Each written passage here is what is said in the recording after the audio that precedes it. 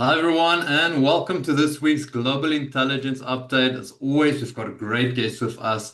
Joining us this week is Kevin George, and he's going to talk about using your mind to lose weight. But let me just do a quick introduction on Kevin in case you don't know who he is.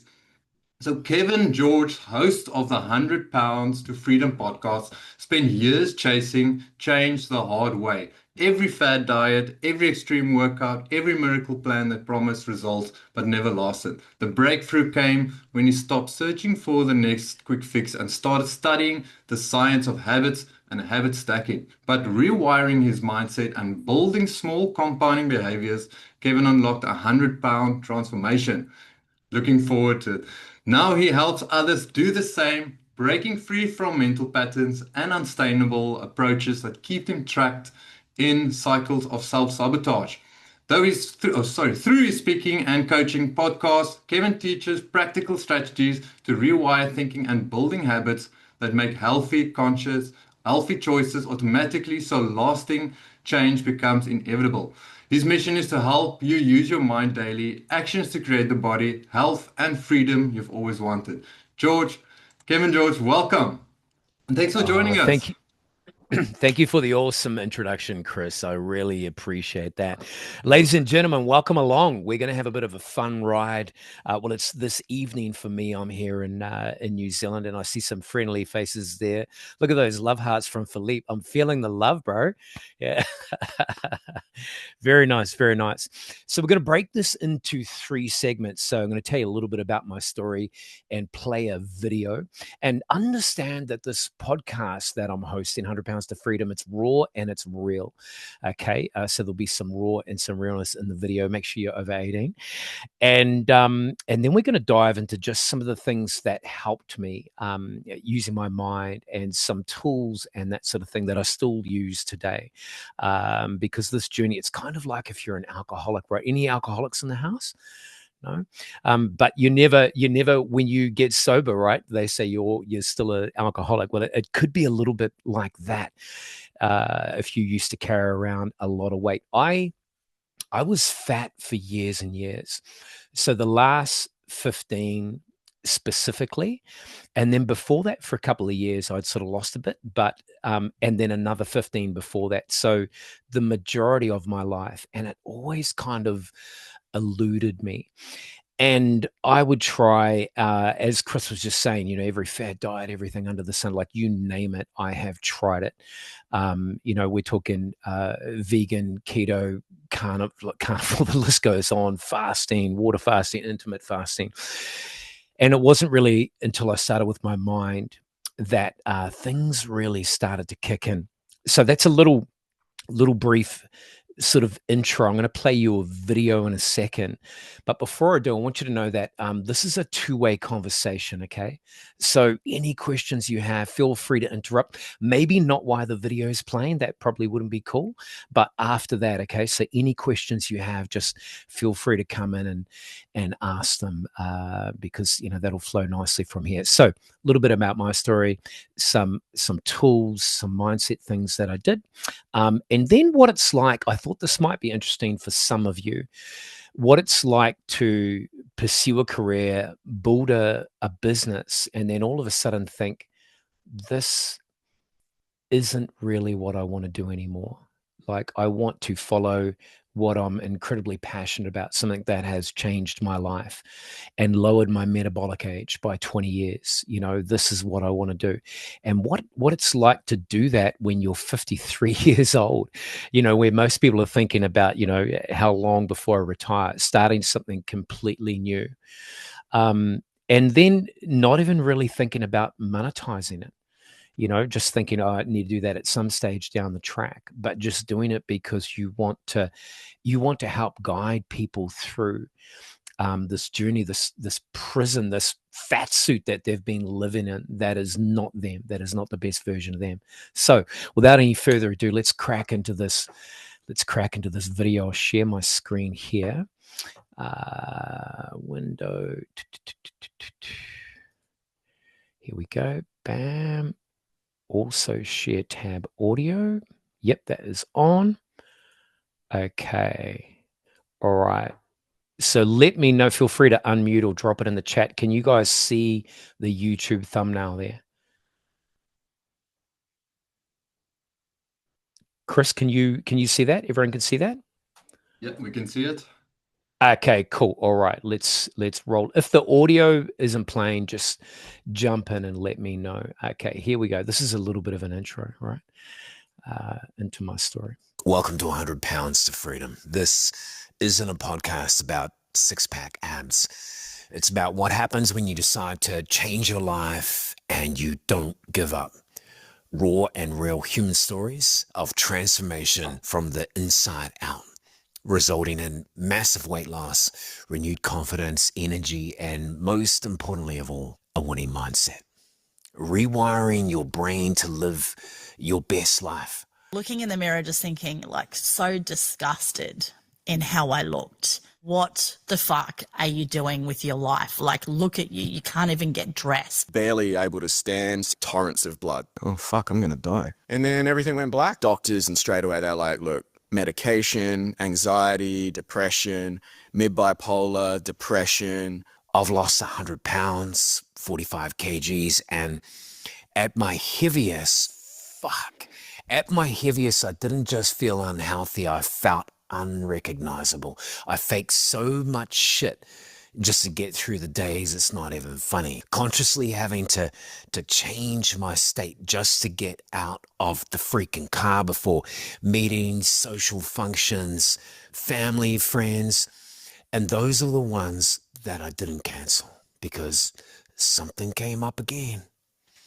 I was putting on a smile for everyone else, and the problem was, man, the dude I was looking at in the mirror, he wasn't smiling back.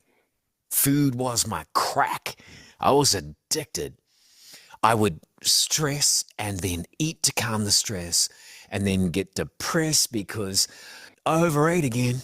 Fast food, chips, anything that would give me that high, that momentary minute of relief. And after years of trying, like every diet under the sun, I realized that the problem was not the diet or the plan. It was my mind. So Christmas time, a couple of years back, I thought, I'm not even going to go on a diet. I'm not even going to work out. I'm going to reshape my mind, my habits, and change my identity, my body, and my future. I lowered my metabolic age by 20 years. What would life look like if I didn't do that? Man, I was heading towards diabetes, heart disease, an early grave. So now, I'm on a little bit of a mission, to be honest. I feel compelled, I feel obligated to help others reclaim their identity, their well-being, their life through the power of story.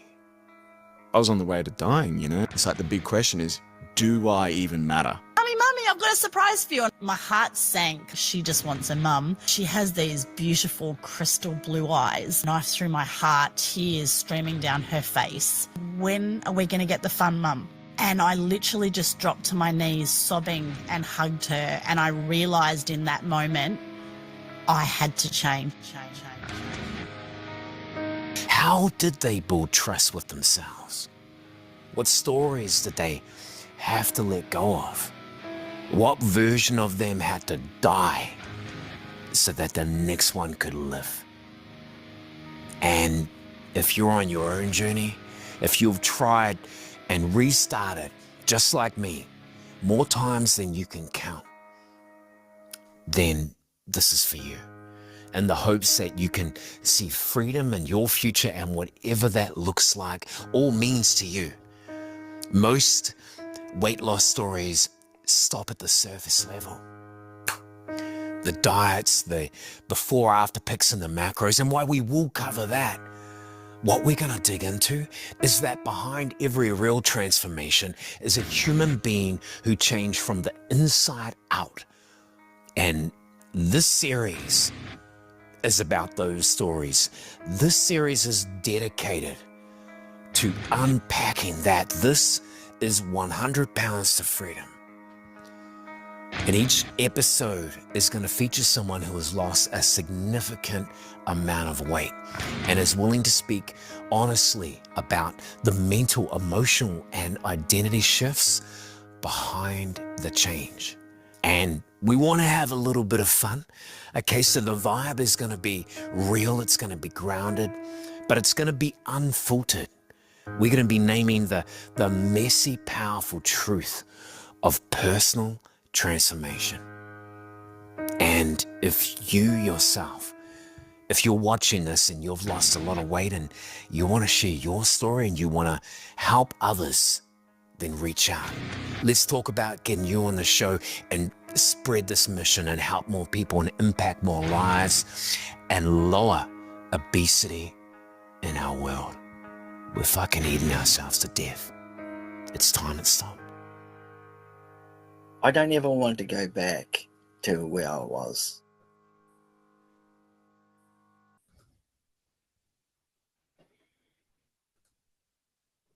There we go. And we're back. We're back. Let's get some conversation happening. Unmute. Any questions? Did anything resonate with anyone there? How long did you take? How long was the journey? Oh yeah, 4.5 years. That's a great. That's every day. It's a lifestyle now. Yeah, exactly. Yeah. It took 4.5 years. So I dropped 20 kg. So it's basically around 45 kg, a little more. I dropped 20 kg really quite quickly within the first few months. But I think my identity was happy around that weight, around that 108, 110 kg weight. And I just stayed there because I'd been there for like years and years and years. So when I got back down to there, it's like, this is my comfort zone. And so my rituals, my routines fell off. And I'd go yo-yo up and down from there, back and forth again. And it was only really the last 12 months that I kicked into another gear. And I thought, no, I'm gonna do this. I'm gonna take it all the way. So so October last year, I know this because I got a scan, one of those DEXA scans, which I highly recommend if no one's had one. October 99 gave me a wake-up call. October 99. October last year, 2024, gave me a wake-up call. It was the 12th of October. And I got a DEXA scan and I was 99 kgs, which to me was a massive win, right? Like I was 120. It's like I'm under 100. It's like, yeah. And then it came up with my visceral fat, which was 14, which is high. And that's the fat, if you don't know, surrounding your organs, which is really dangerous, right? And it said my metabolic age was 58. And at the time I was 52. And I was like, there's no way I'm older than I am. And that really lit a fire under me. I got re-scanned a couple of times since then. And in May, actually it was May 12th, I got a scan and I'd lowered my metabolic age down to 38 years old. And so it was just, in 7 months' time. So it was a massive, massive win. For me there. So that's a long answer to your question, Claire. You got to stop me every now and then. I'll keep going. Yeah. Anyone else? You're going to have to tell us how you done it then. Oh, yeah. There's a special link. That was my one question. Oh, really? Okay. Yeah, right. Okay. Come on, go. Give it to us. Let's dive into that. Okay. Obviously, we don't have time to go through the entire 4.5 years day by day, but I have made a couple of notes and highlighted some things that made key shifts for me. Okay. So it's probably a good time to get into it. So when I said on that video that I started with my mind, that was true, right? Because I tried everything, I thought, man, nothing's working. Like I felt completely helpless. Nothing was sticking. And it was Christmas time. And I remember going down to my cousin's batch, right? In a very cool part of New Zealand called the Coromandel, if you ever get a chance. It's very cool.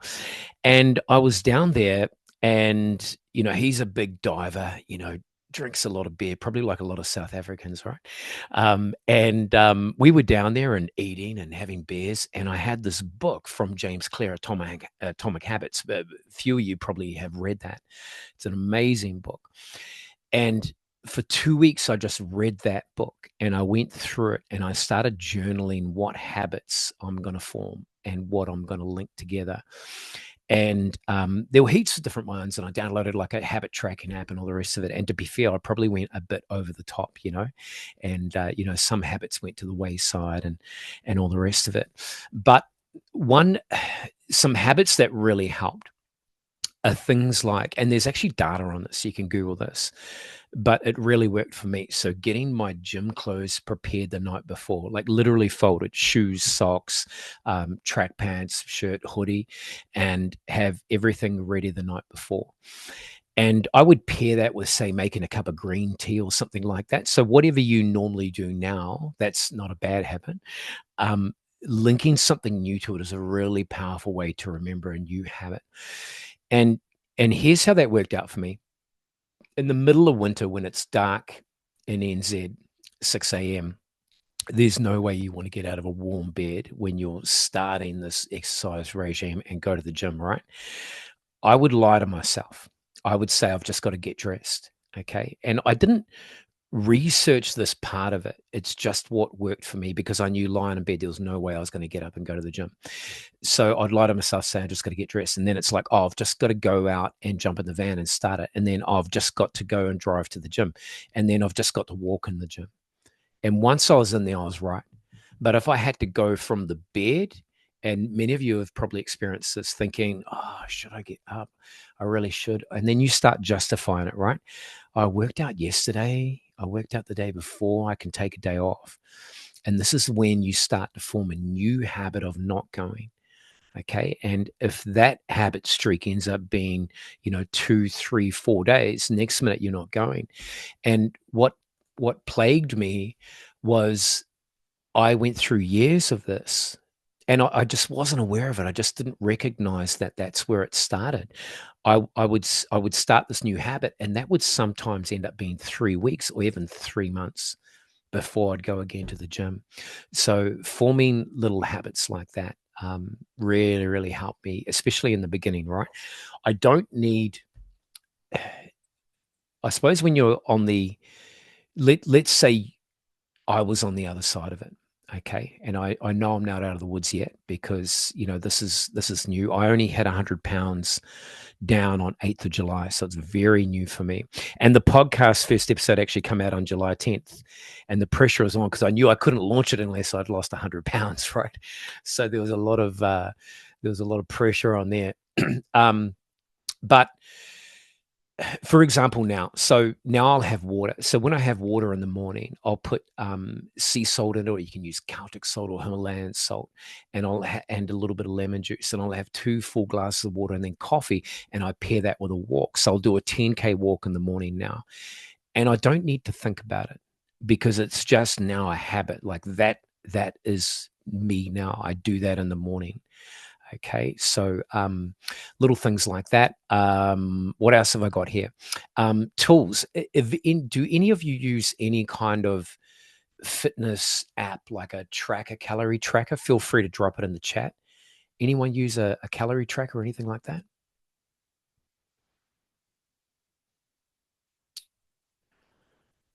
Here we go. Nope. Okay. All right. Okay. I use an app called MyFitnessPal, and in the very beginning of that video was I don't know if you remember it, but you may have seen a very big girl. That was my daughter. Okay. And she actually lost 60 kg, lost more than me. And she had a gastric sleeve. She had some medical stuff going on as well. So we opted for the gastric sleeve, and it's worked out really well for her. But the point being is, she introduced me to MyFitnessPal, and I religiously use that. I was on it half an hour ago. Okay. So I enter every single thing I eat into that app. And because we might be thinking, oh, this portion I'll have that, or whatever. And we don't actually know the calories that are coming into our bodies, we know that because history tells us, hey, we may expend 2,000 calories just in a normal day, maybe without even working out, but we don't actually know how many we're consuming if we're just kind of eating this, that, and the other thing. So I track everything religiously in there, and I highly recommend it. The free version has amazing features. You can scan a barcode when you're shopping and it can tell you, all the stuff in it. You can enter the amount of grams you're eating of that product or whatever. So highly recommend MyFitnessPal. That's my go-to every day. Kitchen scales. Okay. And it may seem a bit over the top to you guys, but an hour and a half ago, I was weighing 25 grams of avocado. Okay. I just do it now. It is just a habit. I want to know how many calories and what percentage of proteins, fats, and carbohydrates are going into my body. We'll jump into macros soon. There might be some Q&A around that, but I use kitchen scales. I would say easy a dozen times a day. Okay. And we'll jump into we'll talk about a bit of meal prep later on and how I use it. And again, this works for me. Okay. This is what I do. So yeah. What else? Yeah. Macros, proteins, fats, and carbs. So keeping your protein, there's different, like if you chuck it in Chat GPT or you Google it, there's different schools of thought, but they're usually around, 1 gram or 1.2 or maybe 0.8 of a gram of protein per pound of body weight or per pound of lean body weight. There's different sort of schools of thoughts there. But for me, I'm currently 82 kg. I will have between 165 and 180, sometimes 190 grams of protein a day. Protein is kind of like that hardwood in a fire, right? Like it just keeps your metabolism burning. And it's so important for many things. Like it keeps you satiated. So it keeps you full longer. And it just really helps build muscle as well. And the more muscle you have, the faster your metabolism will go as well, which is your rate at which you're expending energy, right? At which you're, burning those calories. So those are that's a real short list of the main things. But let's talk about, we'll jump into the mind first, the habit stacking, and then we'll go into the emotional side of things. Okay. So I just want to make sure I sign off on the habit stacking. So you can create habits with anything, and they could be visual cues, or they could be something that you stack together. For example, you might put a water bottle beside your bed. So you remember, hey, I'm going to fill that up in the morning and I'm going to put some electrolytes in it and take that with me. Or, you might stack, okay, I'm going to brush my teeth at night, and that's the same time I'm going to prep my lunch for tomorrow, instead of, let's say you drive to work, instead of getting whatever, for lunch from the local cafe, because you want to know what's going inside your body. You want to maybe start focusing on more whole foods and less processed foods. So linking a couple of habits together can be really good. I highly recommend reading James Clear's book, Atomic Habits. If you don't have time for a book, his book, as well as a stack of other books, it's a little bit of a hack. If you type in book summary in the name of the book on YouTube, you'll usually get a 15-minute summary of all the key points. So that can sort of be a little cheat sheet to get you going if you don't have time to go through an entire book. But let's talk about just before we do that, anyone have any questions around habits? Does anyone have a habit stack at the moment? Feel free to unmute yourself. Is there any two things you pair together? Can I ask a question? Can you hear me? Yeah, absolutely. Hi. So yeah, I'm hearing about the habits and stuff. So I'm actually very bad at doing all my habits. And I think my challenge is that I don't eat enough. So I would be really intrigued to hear how I can use my mind to eat more, because I only have like 2 meals, but I really don't eat well. I'll have eggs and then I'll have a protein lunch kind of thing. Right. So Okay. First, Yeah, first question for you, Melanie, is how do you feel? Like, do you have sustained energy through the day? You don't. Does your energy go up and then go down, or does it I've spike I've after you eat? naturally got a lot of energy in the morning always. So like Yeah. after lunch. But I think that's just my line energy, but mornings are much better than evenings. Yeah, yeah. I mean, things like sodium, like salt, can you know, make you want to eat more. But yeah, that's a really good question. I never expected to hear that one. So Are why you why I happy with say your that? weight? No, Do you think you're underweight? not at all. Not at all. I'm overweight. So I've got like 10 kilograms to lose. Yeah. Kevin, And when I've can I gone on, answer that one? yeah, Yeah, absolutely. For context, Chris was a personal trainer for 8 years. Yeah. Yeah. So Melanie, I've had that question many times before, and I don't want to steal the spotlight from Kevin, but basically your body is in survival mode. So because you're eating so little, when you eat, it wants to store all the nutrients it has because you eat so little. So it's in the mindset of let's store for one day when you need to do a fight or flight situation because it's all about survival when it comes to your body and absorbing nutrients and being ready to survive. So you just need to up your metabolism by eating smaller amounts of food every 3 to 2 hours, even if it's just a snack, just to get the metabolic rate going again. That's basically what you need to do. that I will. I Thank love you. that. I love that. The other thing you could do, which would really help you on this journey, I feel, is track it. Yeah. Okay. So if you're going to do the small portions to help speed things up, is just track it as well. So you know exactly what's going on in your body. So um it, actually here's what you want to do, Melanie. You want to go to your local gym. Most gyms have them, and get a DEXA scan. Okay.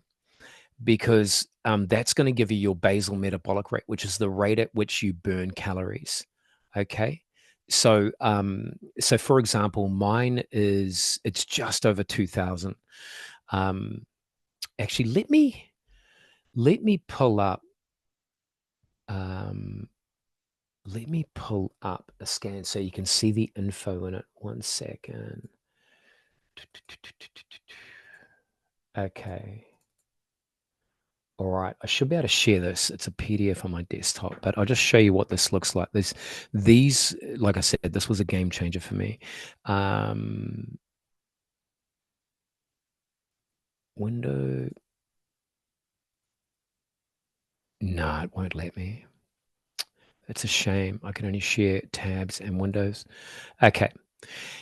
But basically it'll give you your basal metabolic rate, so the rate at which you burn calories. It'll give your metabolic age.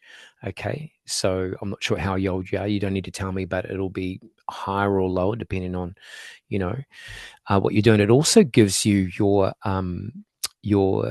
impedance in ohms. So that's like basically, and Chris, correct me, you've got a lot more experience in this than me if I'm wrong, but it's basically your cells. So how think of like a grape compared to a prune. If they're plump and healthy and nutrient rich, and able to absorb and all the rest of it and do the job properly, compared to sort of dried and not completely themselves. Is that right, Chris?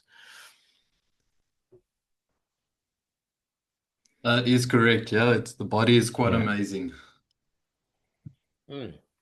Yeah. So get a DEXA scan, and they don't cost much at all. And if you're a member of a gym, they're probably including them for free. But it'll give you a lot of the data.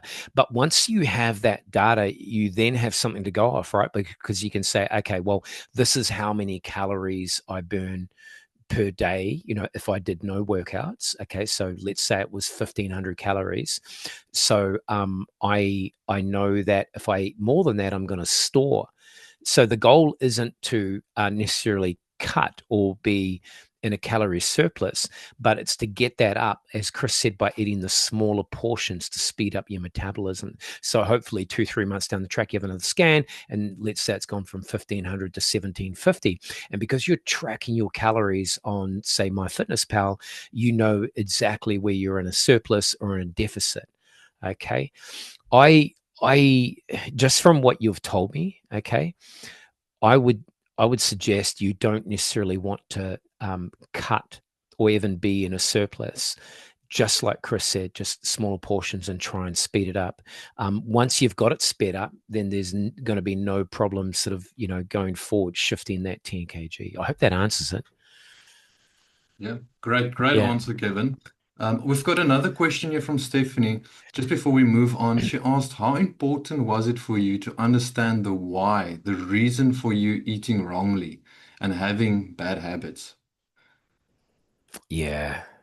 Good question. I mean, it was night and day, right? And it wasn't till I took that time out, that space out, I can still see myself on the picnic table outside on his deck outside the batch and just reading. And there was me, my cousin, and a friend of his, and they're talking shit, whatever, having a beer, and I'm just immersed in this book and just thinking about transforming my life.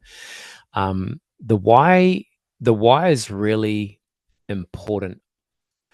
I don't feel I struggled with a why. My wife and I have 7 children, so there's 8 reasons right there.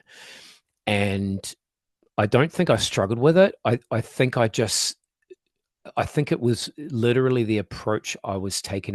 It never even occurred to me that I use my mind, even though all the decisions we make, like that late night snack, that's your mind. Okay. Choosing, say, full sugar Coke instead of water, that's your mind. You know what I mean? Not going to the gym and staying in bed, that's your mind. It just, for some reason, never occurred to me until I picked up this book and went all in on it. But yeah, there's a lot on the why. There's also shifting your identity, right? Internal identity and external. There's so much in that. Yeah. Let me jump into emotional eating. This is one of the things that kept me stuck for the longest time. I would stress and then eat. And I'm not exaggerating when I say, something would happen, insert stressful situation.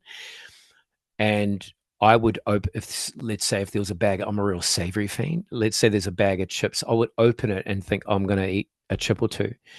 And my wife will testify to this. 10 minutes later, I'm daydreaming, sitting at the kitchen island in a chair with an empty bag, and I don't remember eating it. It's just feeding the stress, trying to calm the stress, trying to numb the pain. And sometimes it would even go on to more. I'd whip down a Macca's or whatever, because that would give me that short-term relief from that pain, right? And whereas now it's different. So now I pause, okay, and there's different tools that I'll reach for. So I might do some breathing, 6, 7, 8, or some box breathing that'll change my state. I might chuck on a piece of music. I might literally just jump down and do 10 push-ups. Anything that can stop yourself in the heat of the moment when you're about to dive into the fridge or the pantry, because all it is learned behavior. I'm feeling this, and immediately running to the action of calming that stress instead of thinking about it. So just that simple act of pausing, thinking, and then taking a different action, okay, can really help just settle those cravings. Cold water is a game changer too. Has anyone done? Oh, let's get some questions on that in case there are any. Anyone? Does that resonate with anyone? Is anyone an emotional eater here? Like, you could be lonely or sad or something's happened, and you'll see these movies where they're on the couch eating the ice cream, crying or whatever. Is anyone an emotional eater? No? Oh, Chris, there we go. Yeah, yeah. What triggers you, Chris? And Claire, well, I love food. Yeah. Honestly, I love food. Yeah. No, Yeah. Good. my star sign evidently is also a pig. So it Oh, fits my description quite nice. Yeah, my Chinese yeah. Yeah. Ah, I'm the same. I'm the same. We're fellow pigs. sign. Oh, nice. Yeah. Yeah. So that's a big one. Just that simple act of pausing and just thinking for a moment, okay, this feels familiar, but I'm no longer gonna use food as a tool to do that, right?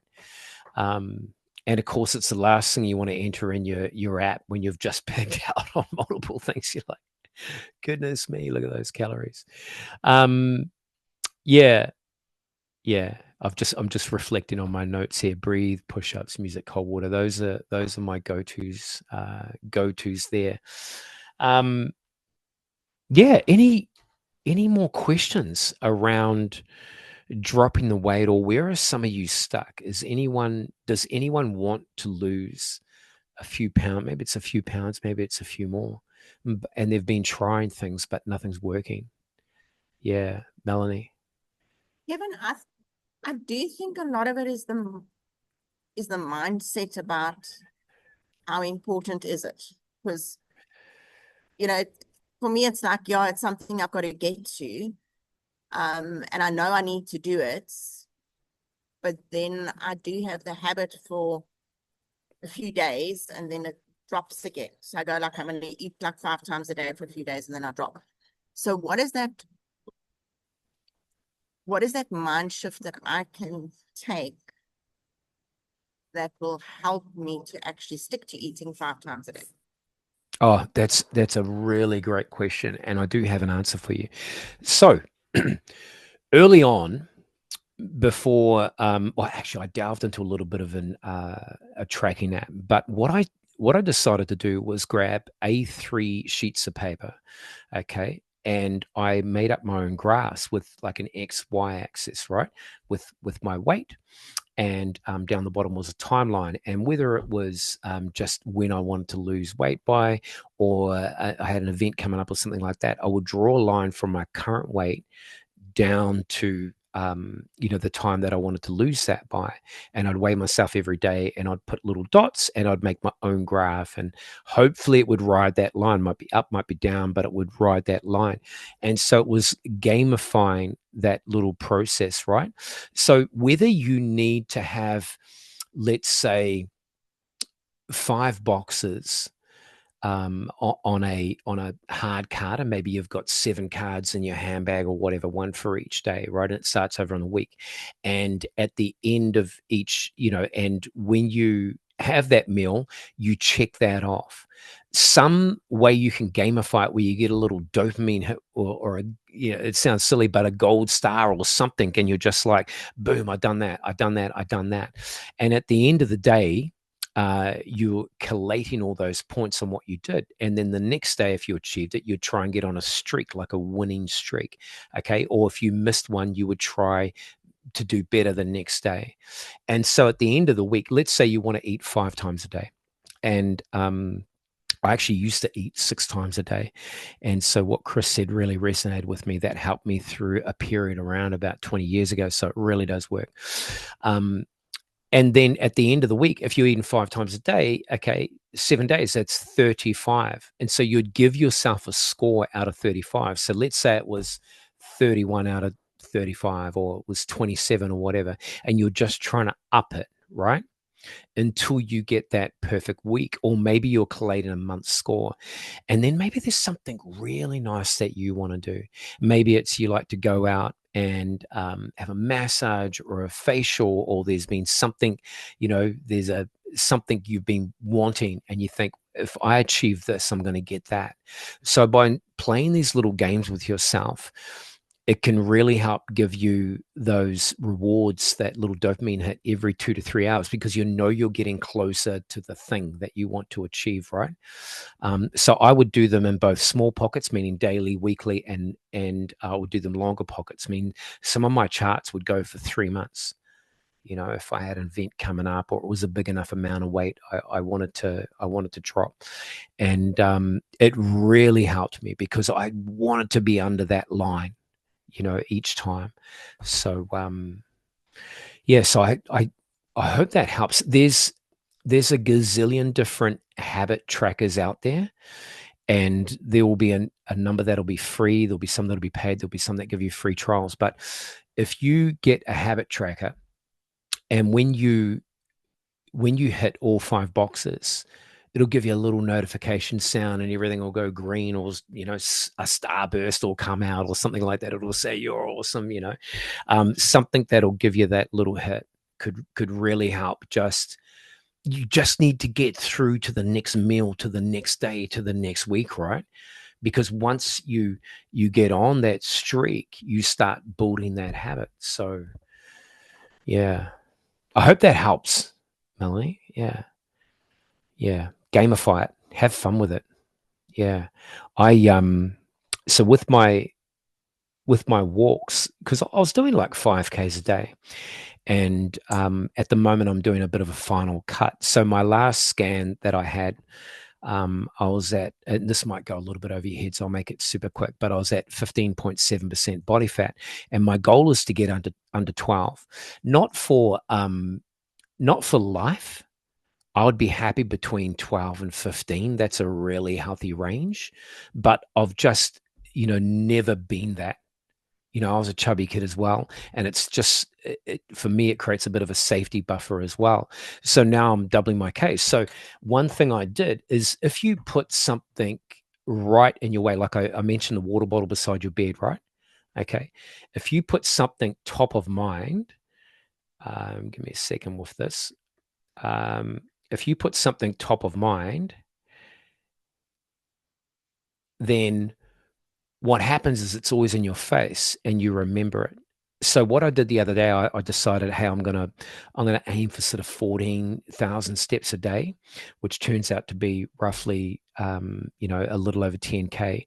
I thought I need to put the widget on my phone. So I have the widget on my phone there, and you can see today I've done 15,000 steps, 12 kilometers. Okay. But that is now there. And what happens, we talked about gamifying that ring. This is just built into the Apple, right? It's called steps. That ring will close the closer you get to your goal. So you set your goal and you'll see this ring visually closing. So for me, it's gamifying it to the point where last night I was walking in the bush on a bush track and it was almost dark. And I didn't close the circle, and I thought, goodness me, I've got to do this. So I go from where I was parked down the road, which is like another K away. I'm just like looking at my phone, waiting for it to close the rings. I ring my wife, hey, I'm waiting for these rings to close. I may be sometime. And I just kept walking because I'm not gonna fail at this, which is a good segue into another point.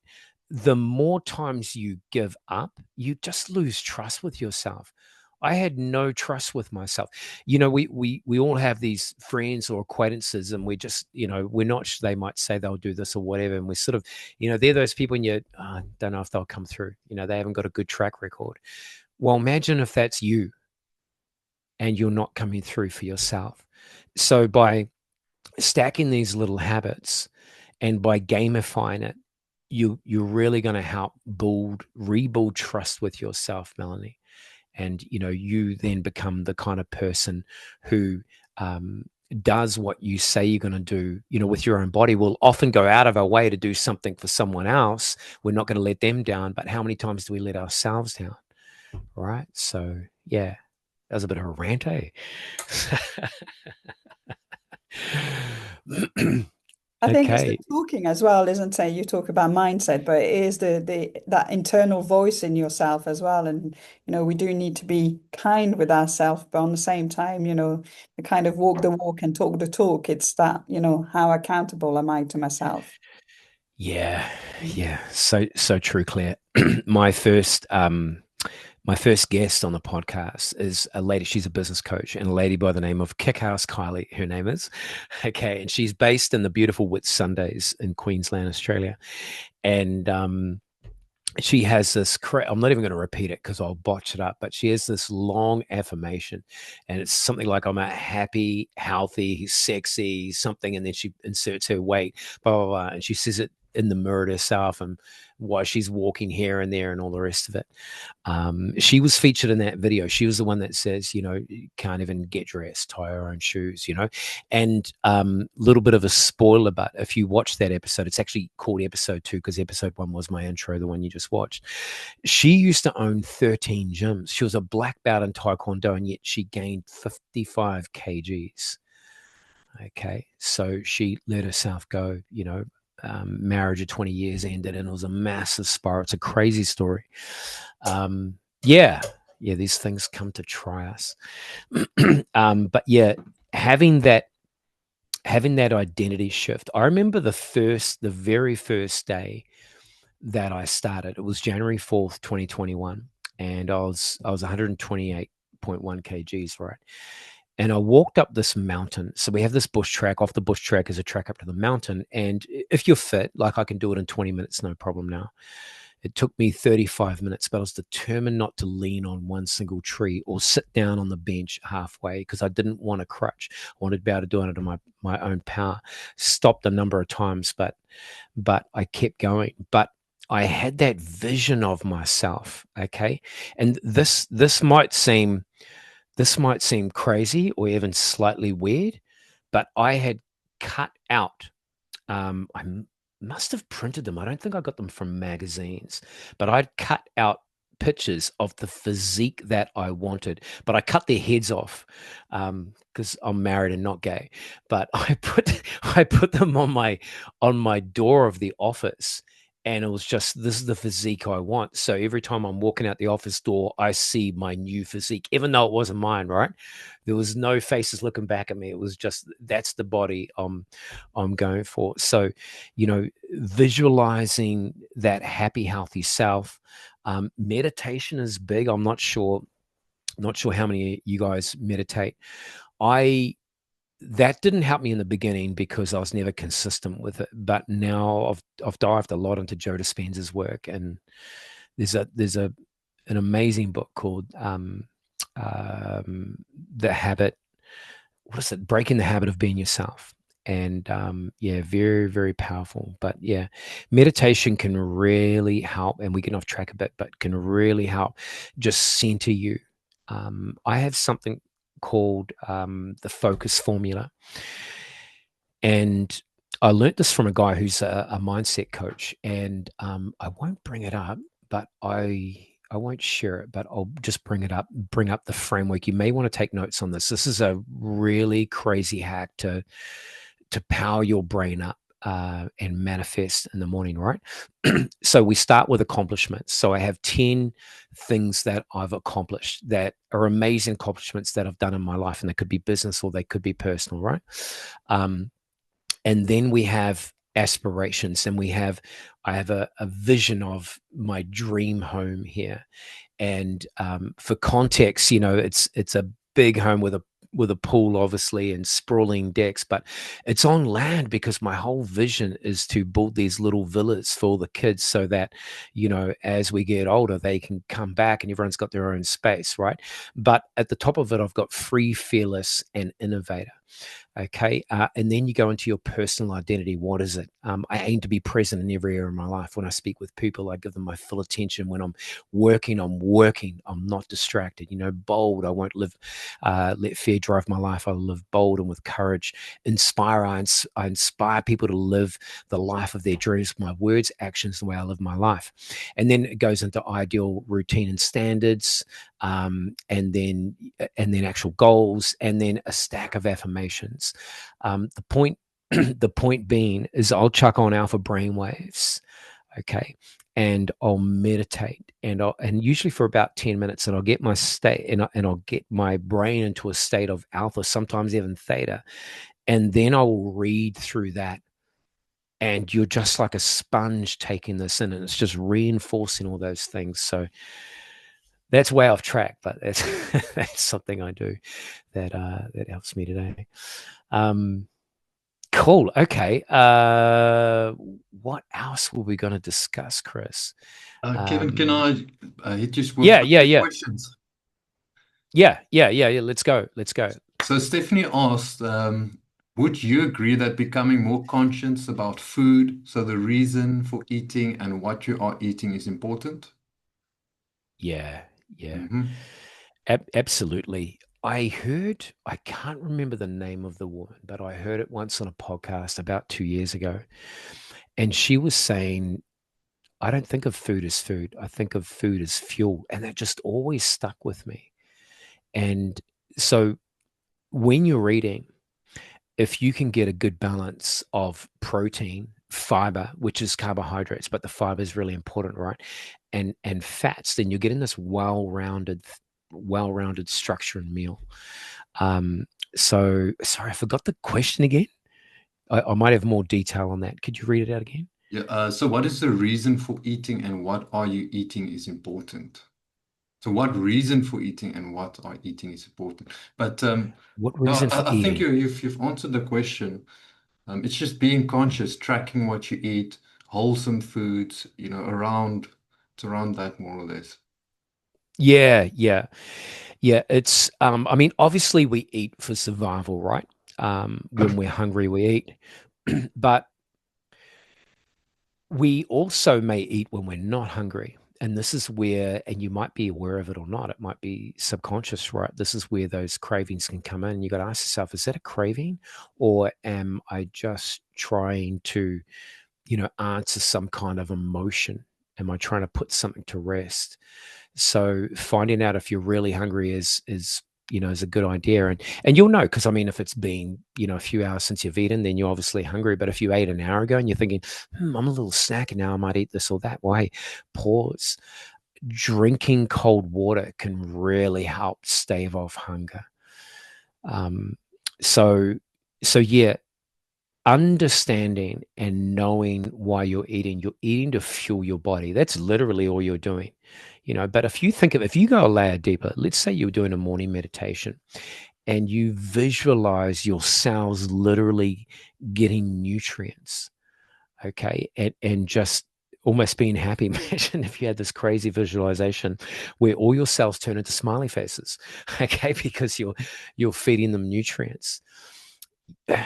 It can change the way you think about what you put in your body, compared to like a Big Mac and large fries, that have just been cooked in fat, um, just being conscious of what you eat and what you're putting in your body. And this is where that tool, MyFitnessPal, can really help you out, because you've got to log it. So you are accountable to log your food. And if you make a deal with yourself that, hey, I'm going to log this food no matter what, and you're putting that in, you're going to be beating yourself up a little bit. Man, I wish I didn't have to put that in, but at least you're being honest, right? You're putting it in. But the next day, you're definitely going to try harder, because you're not going to want to make that same mistake if you went over the set amount of calories that you've set, which ties back into, again, the DEXA scan, getting that basal metabolic rate, what your maintenance calories should be, because then you're going to know how much food you can consume, what you should set your goals to inside the MyFitnessPal app. I hope that didn't sort of, I'm not sure how much experience is in the room as far as, logging and calories and macros and that sort of thing. But yeah, are there more questions, Chris? Yeah, well, thanks. Great answer. Then Philippe, just want to say thank you. Philippe's been posting all the book links there for us. I'll have to start sending him commission on our side. Always Nice, helping Philippe. out. Yeah, no, Philippe also asked, how do you deal with willpower? It's also quite a good question. Ah, Mm. that is such a good question. I'm glad you asked that. Do not rely on your willpower.